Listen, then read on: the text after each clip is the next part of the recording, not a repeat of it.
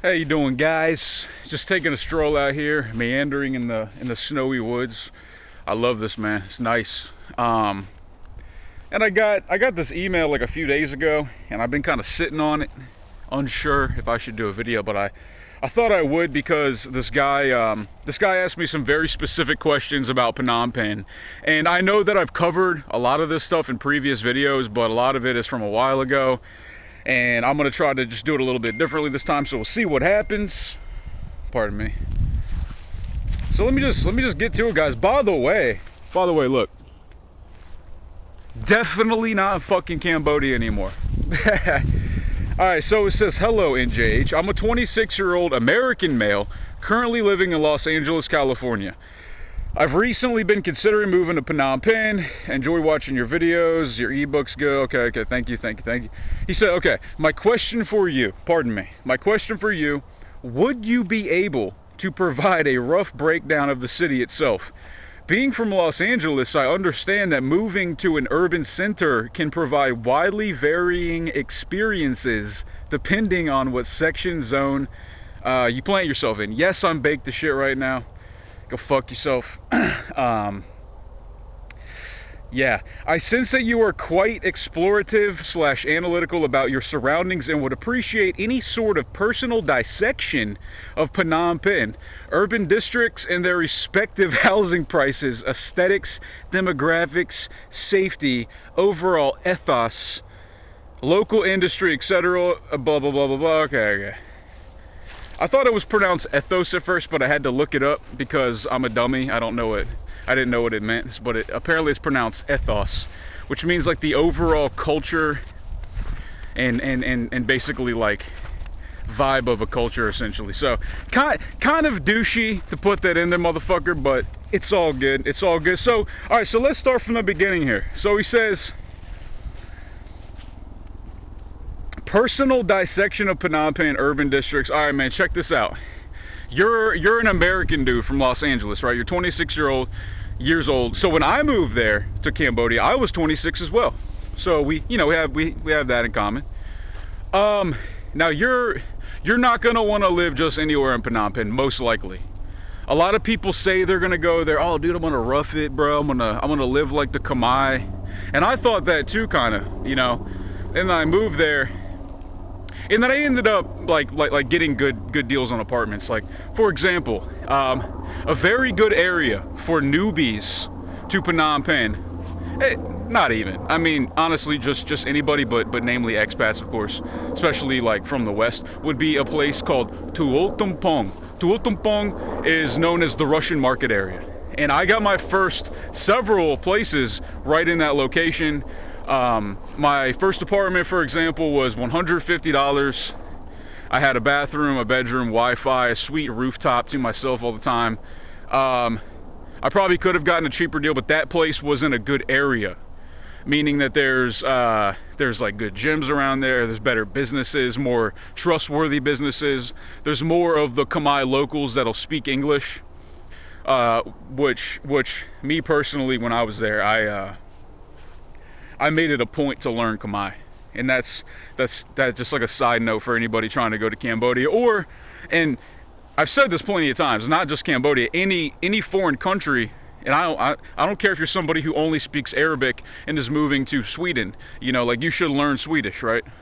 And they do. But my point is that if you're going to Cambodia, learn Khmer. If you're going to a country that's not your own for an extended period of time, I suggest you learn the language as much as you can, because it's only going to help you and make you look better, and plus it'll make it's a win-win. It's a win-win. All right. So urban districts that I would suggest for expats are places like the Russian market, Tuol Svai Prai, which is just a section north of that. I would suggest BKK 1, 2, and or 3. I would suggest areas like, you know, I mean, like, you know, a fucking voice crack. Maybe like the Riverside area would be good. A lot of people like to do that. And obviously it's going to be more expensive near the Riverside. There's a lot more going on. You could consider that like the downtown strip of Phnom Penh, you know, like that area.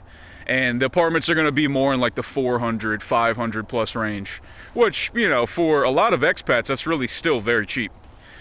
Me personally, the most I ever paid for a place on my own was $200 a month, and that was in BKK 2 or 1, I think. They're pretty much the same area. So like the apartments around the riverside are going to be 400, 500-ish or more. The apartments in BKK 1 and 2 are going to be more expensive than apartments in BKK 3, most likely. That's just how it was when I lived there.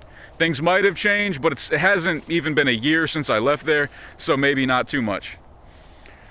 And then places like Tuoltumpong, aka the Russian market, Tuolsvai Prai, are going to be, you know, minimal too, like anywhere from 200, 300 for a 1-bedroom. That's fully furnished and all.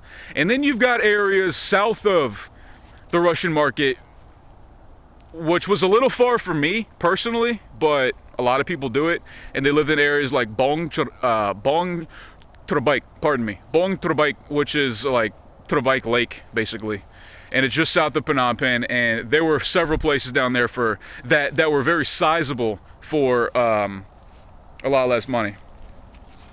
But yeah, man, I mean, urban districts, blah, blah, blah, housing prices. Look, man, if you want a place anywhere from like 1-bedroom, you're talking 150 to 1,000 a month. I mean, there's places there for 1,000 or more a month, dude, that are 1-bedrooms.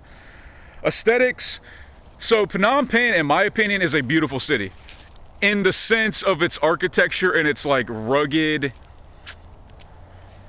Man, it's just got this rugged, like very colorful feel to it. And the French used to occupy Cambodia, and that's why you'll find a lot of French expats in Phnom Penh and all over Cambodia actually. And a lot of the Khmer locals, the Khmer people there, speak French more often than they do English, which I think is kind of cool. And the French used to occupy there, you know, like they fucking sell baguette bread on the street all the time because it's like French influenced. And the biggest thing that you notice is the architecture, the way the apartments are built on the inside and out, the cityscape, the wide boulevards in some parts of the town are very, like, you know, they're very French influenced. So you'll definitely notice that for sure.